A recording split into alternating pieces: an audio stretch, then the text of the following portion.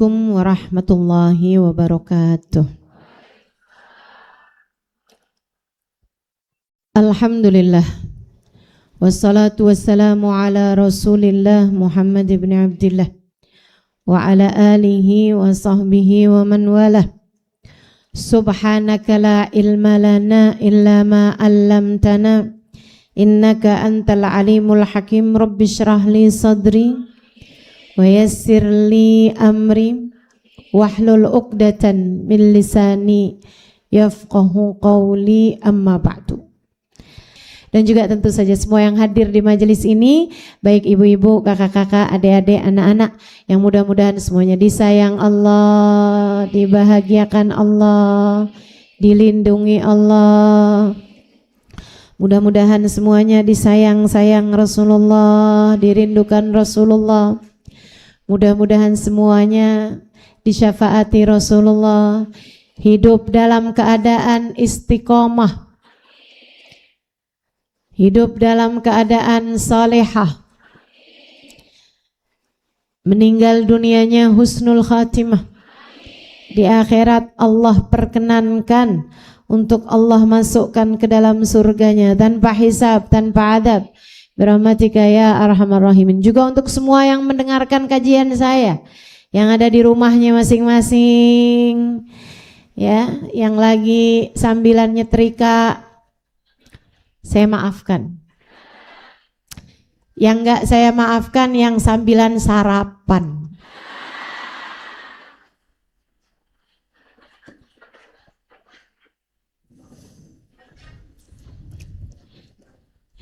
Lagi makan dia, berhentilah. Masa ngaji sambil makan, nggak adab.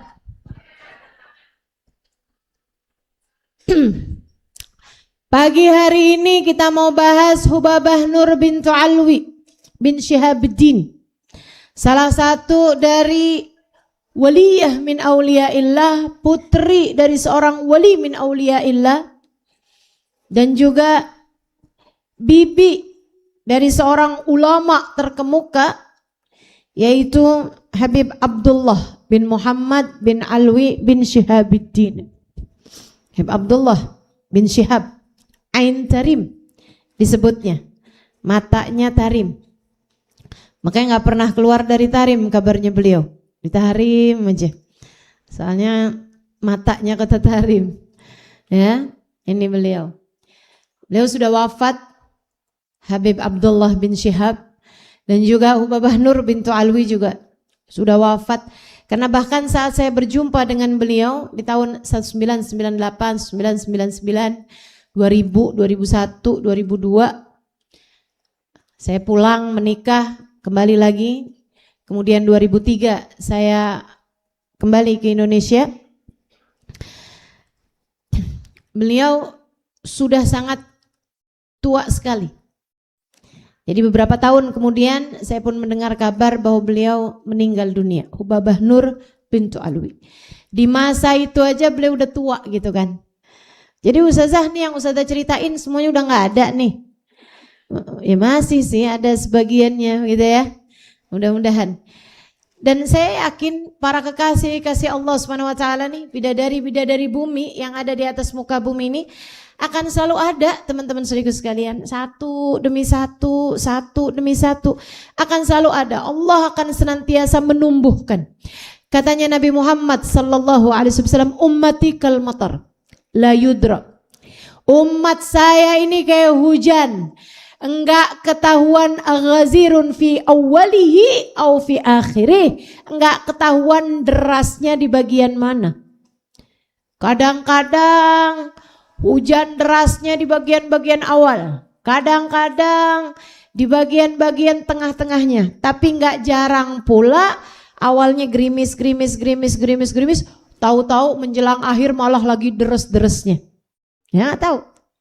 Jadi artinya bahwa umat Islam ini, umatnya menjadi soleh-solehah di bagian yang mana, di tahun yang keberapa, ini nggak ketahuan.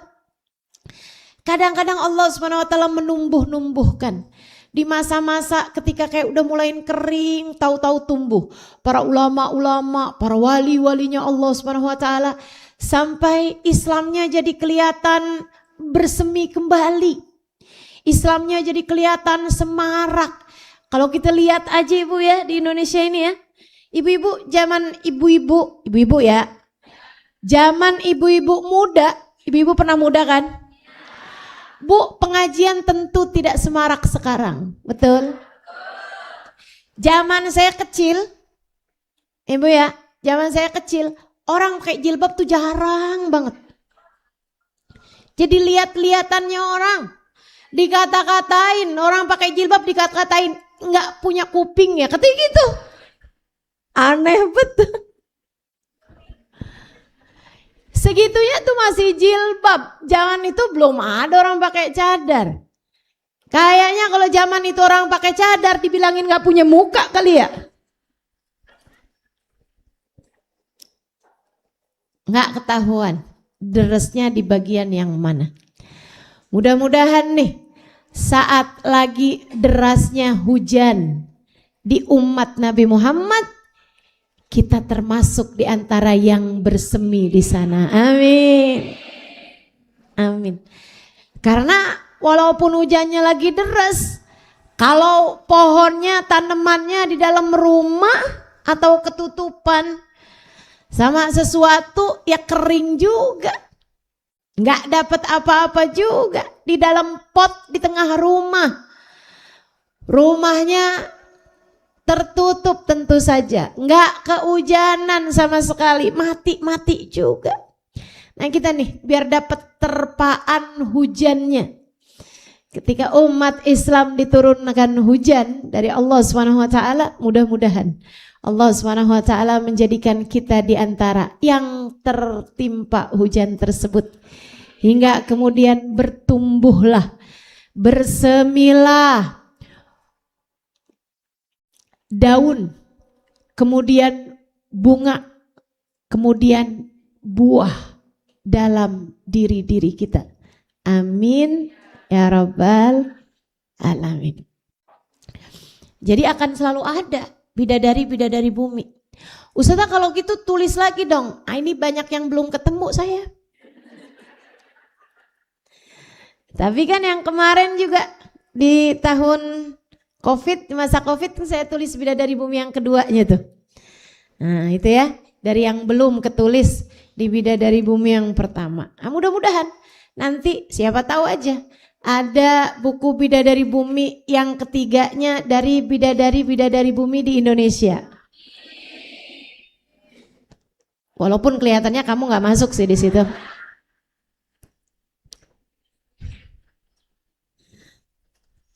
Kayaknya agak jauh ya. Udah gak apa-apa, kita jadi pecintanya aja. Insya Allah. Hubabah Nur bintu Alwi. Saya pertama kali ketemu sama beliau di salah satu majelis. Majelisnya Hubabah Nur, guru saya. Majelisnya Ummu Salim bin Hafid, istri dari Sayyidil Habib Umar bin Hafid, yang kedatangannya senantiasa kita nantikan setiap tahunnya insya Allah. Amin. Saudaraku sekalian saya muliakan, majelis beliau dihadiri sama Hubabah Nur bintu Alwi ini. Kayak Hubabah Nur, ini sama-sama Nur namanya nih ya. Kayak Hubabah Nur yang guru saya itu langsung berdiri gitu ketika beliau hadir. Oh, kita semuanya langsung lihat siapa sih itu? Ada siapa nih yang datang? Sampai-sampai guru saya Hubabah Nur segera berdiri untuk menyambut kedatangannya. Ternyata seorang perempuan yang senyumnya lebar, walaupun beliau bertubuh bungkuk. Badan beliau bungkuk teman-teman. Tapi subhanallah. Saya nggak tahu sih kayak apa orang ketika tubuhnya bungkuk. Saya nggak tahu maksudnya sakitkah atau, tapi yang pastinya sih ya, terlepas dari sakit apa enggaknya saya nggak tahu, tapi yang pasti kan sulit karena kan orang semestinya senormalnya berjalan dalam keadaan berdiri, bukan membungkuk gitu. Bungkuknya lumayan siku-siku gitu ya. Lumayan bungkuk sekali gitu. Jadi itu satu pemandangan yang agak saya lihatnya agak aneh gitu. Karena Hubabah Nur, guru saya, hormat beliau luar biasa. Dan yang lebih luar biasa lagi adalah Hubabah Nur binti Alwi ini yang saya ceritakan padamu dalam keadaan keterbatasan fisik. Nah, saya mau bahasanya begini aja. Keterbatasan fisik. Saat kita lagi sakit, kan kita jadi terbatas geraknya, betul? Ketika ada seseorang yang lumpuh kan terbatas geraknya. Termasuk juga ketika ada seseorang yang matanya buta, terbatas untuk gerak beliau, keterbatasan beliau. Termasuk juga ada orang yang tuna rungu, tuna bicara kan memiliki keterbatasan secara fisik ya. Teman-teman sekalian, yang mengherankan dari beliau adalah bersama dengan keterbatasan fisik beliau, yang adalah beliau bungkuk tubuhnya, saudariku sekalian yang saya muliakan, senyum beliau begitu berkembang dan enggak ada berhentinya gitu. Senyum mulu, lebar banget senyumnya. Subhanallah, subhanallah, subhanallah. Ini orang-orang yang senyumnya tuh udah sampai jadi karakter gitu. Senyum aja gitu. Senyum, subhanallah. Selagi ada yang liatin, senyum. Lagi beliau lagi baca sholawat, senyum. Terus, subhanallah, subhanallah. Saya liatin beliau, ya Allah, ya Allah. Itu kan kalau dibilang ibtisamak ala wajhi akhikal mu'min sadaqah. Senyummu di wajah seorang mukmin bernilai sedekah. Nah beliau tuh di hadapan semua yang hadir senyum, terus senyum. Itu kan apa enggak bikin malaikat rokib jadi, waduh sibuk banget nih. Senyum mulu nih, sedekah mulu nih.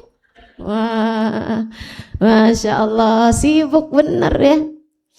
Ayolah nih kita nih, yang gak bisa sering-sering sedekah uang, sedekah materi. Yang kalau mau sedekah duit, hitung-hitungannya lama bener. Ada yang begitu? Siapa orangnya? Kita ngacung ini ya. Ya sekurangnya gitu. Ketemu sama orang senyum, ketemu sama saudara senyum, ketemu sama suami senyum, ketemu sama anak-anak senyum. Bu, ini nih ya, saya panjang nih bakalannya nih ngomong senyum nih. Tapi nggak apa-apa nih. Teman-teman sekalian saya muliakan, sunnah Nabi yang jarang dibahas orang. Sunnah Nabi yang saya liatin gratis, gampang, mudah, tapi jarang diamalkan sama orang. Nih ya, kayak malam Jumat gitu misalnya. Suka, saya mau cepet-cepetan pulang dah, mau ngerjain sunnah Rasul. Saya tuh, kalau enggak karena orang-orang Indonesia nih, yang membuat pikiran saya terkontaminasi. Saya ketika awal kali dengar itu, saya pikir oh iya bener, saya juga mesti cepet-cepet pulang nih, baca kahfi. Yang ada dalam pikiran saya adalah baca kahfi, baca sholawat, bersih-bersih, gitu kan? Mandi, potong kuku gitu. Itu yang saya pikirin tentang sunnah malam Jumat.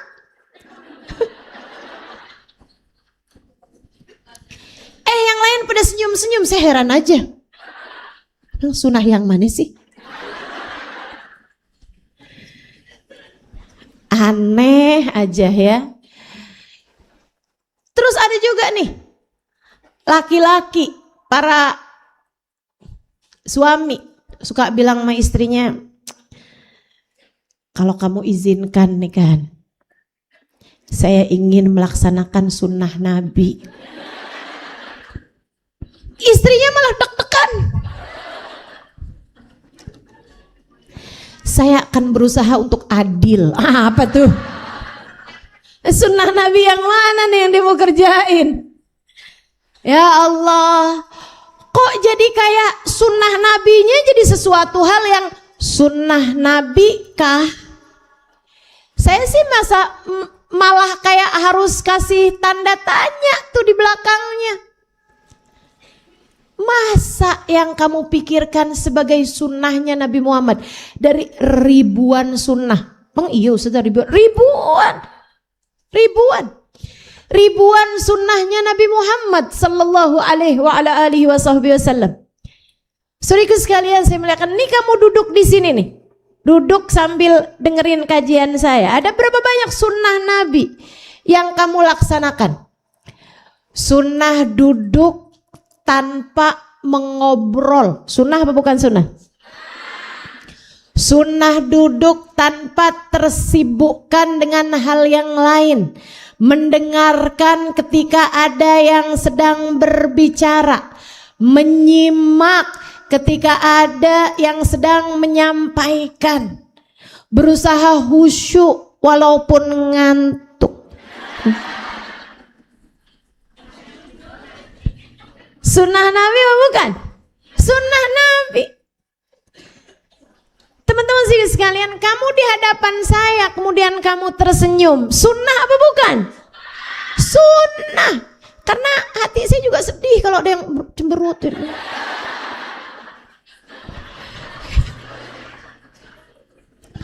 Saya sambilan mikir, apalagi ketika saya sedang bercanda.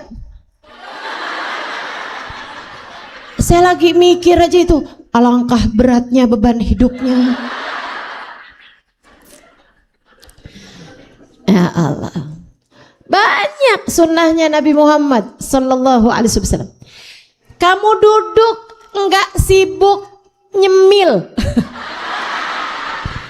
Kamu pikir enggak sunnah apa itu? Sunnah bukan sunnah? Sunnah.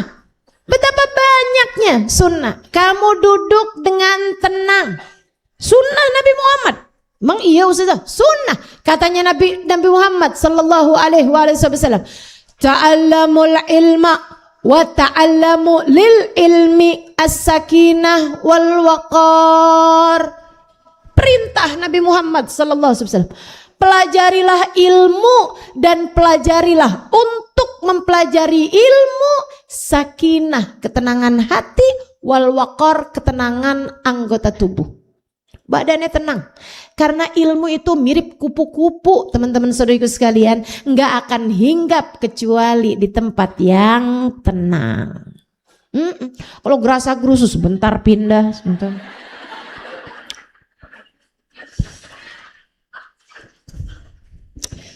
Garuk-garuk kepala, angkat kaki, pindah sana sini.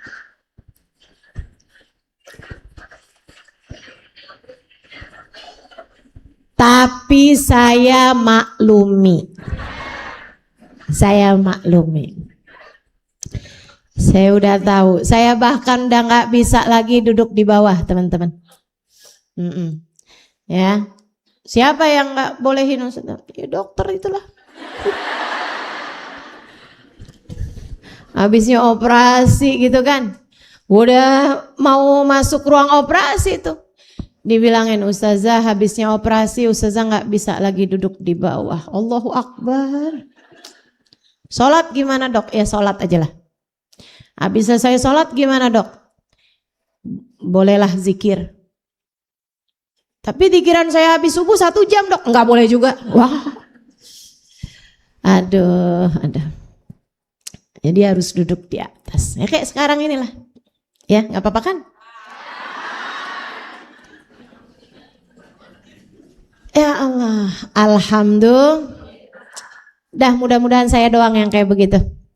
Ibu-ibu mudah-mudahan sampai tua tetap bisa duduk di bawah. Tetap bisa makan sambil angkat satu kaki. Saya doain sehat-sehat pinggangnya, sehat-sehat dengkulnya, sehat dalam diam. Ada ibunya, bapaknya lagi ngomong didengerin sambil dipandangin dengan senyuman. Alangkah indahnya. Suaminya lagi ngomong didengerin dengan senyuman. Alangkah indahnya. Pada ketawa nih. Terakhir tahun lalu kayaknya itu Ustazah, pas dia transfer ada banyakan. Hah? Itu bukan senyum tulus namanya, itu senyum angka. Senyum fulus namanya itu ya, bukan senyum tulus. Ayo bismillah, belajar. Terutamanya anak-anakmu yang punya anak, ya Allah Bu, nilainya senyumnya orang tua itu nggak bisa kebeli, bener dah. Saya sebagai anak, saya nggak tahu rasanya jadi ibu, tapi saya tahu rasanya jadi anak.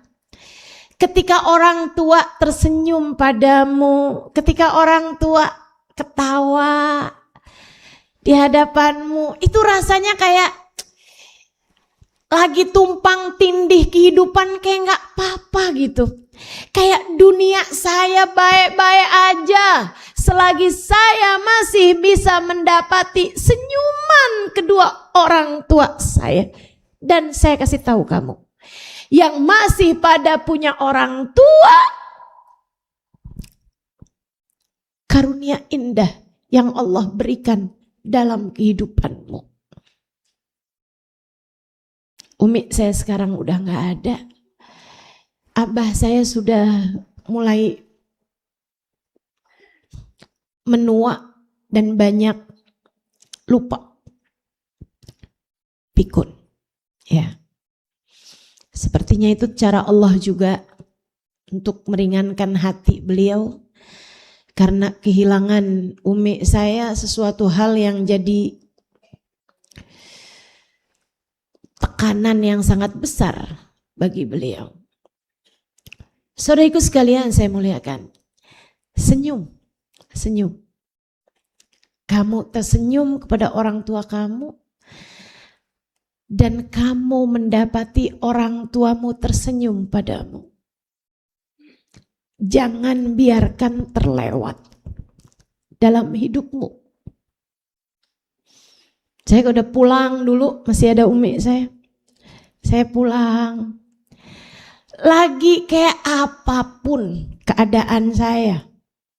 Ya namanya orang hidup ada aja kan. Misalnya lagi berat nih beban kehidupan. Emang Ustazah ngalamin? Ya kamu pikir saya gak hidup apa? Tapi kelihatannya kalau di majelis ketawa mulu, senyum mulu Ustazah. Kamu nyuruh saya curhat sama kamu? Ogah. Sehingga sekalian, saya seringkali sama orang tua saya gak perlu curhat bahkan. Sama umi saya dulu gak perlu curhat. Udah aja. Salamin tangan umi tuh. Saya bolak-balik. Saya bilang, saya yakin ada surga di bawah telapak kakimu, Mi. Karena saya bisa mencium wanginya di tanganmu. Setiap kali tangan itu saya cium. Yakin saya ada surga di bawah telapak kakinya. Wanginya kerasa di tangannya. Wanginya terasa di tangannya. Subhanallah, kayak khas aja gitu. menenangkan. Jadi orang tua tuh mesti kayak gitu, teman-teman. Kamu nih yang pada punya anak nih, jadi orang tua mesti kayak gitu. Yang bisa membuat dunia anakmu terasa baik-baik saja saat ia bersama denganmu. Saat ia bersama denganmu. Bukan malah jadi orang tua yang menjadi sebab dunia anakmu menjadi tidak baik-baik saja. Kasihan. Anak kamu tuh hidup di luar sana, di sekolahan, di lingkungannya dia. Bukan berarti gak ada tekanan, dibully sama temennya, diejek sama temennya, disalah-salahin sama gurunya, dikata-katain sama orang di jalanan, diomel-omelin sama orang. Kasihan. Gak usah ditambahin. Begitu masuk ke rumah, pasang senyum terindahmu. Sunnah, Bu, sunnah. Tiap kali kamu berasa berat mau ngerjain, ingatkan dirimu, ingatkan pikiranmu. Sunnah. Kamu disuruh mau kasih sedekah banyak-banyak sama orang, kamu perhitungan. Sayang sama duitnya. Iya kan? Ya seenggaknya gitu kamu kerjain gratis, senyum. Sama anakmu kamu senyumin. Lebarkan tanganmu, peluk anakmu.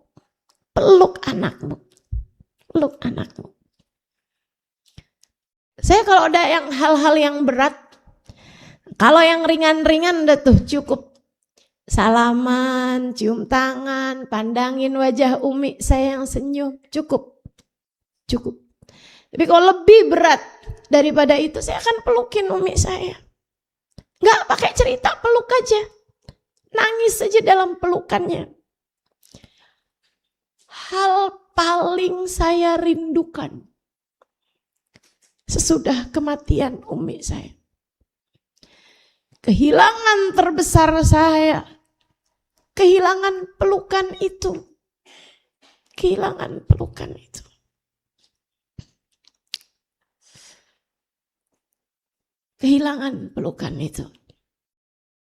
Ustazah banyak kok yang mau melukin ustazah. Bukan Umi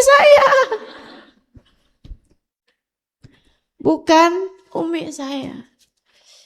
Teman-teman siku sekalian, saya cuma lagi mau ngajarin sama kamu betapa berartinya nilai pelukan ibu bagi anaknya.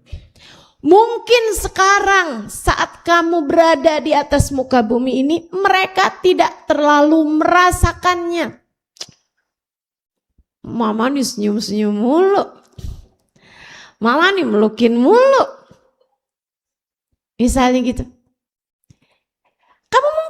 Anakmu mungkin bahkan gak merasakannya sekarang. Tapi nanti saat kehidupan badainya membuat mereka limbung, mereka akan tahu di mana tempat ternyamannya berada. Bu, jangan biarkan anakmu ketika dewasa merasa nyamannya dengan pergaulan bebas. Jangan sampai mereka mencari pelukan hangat dari yang haram.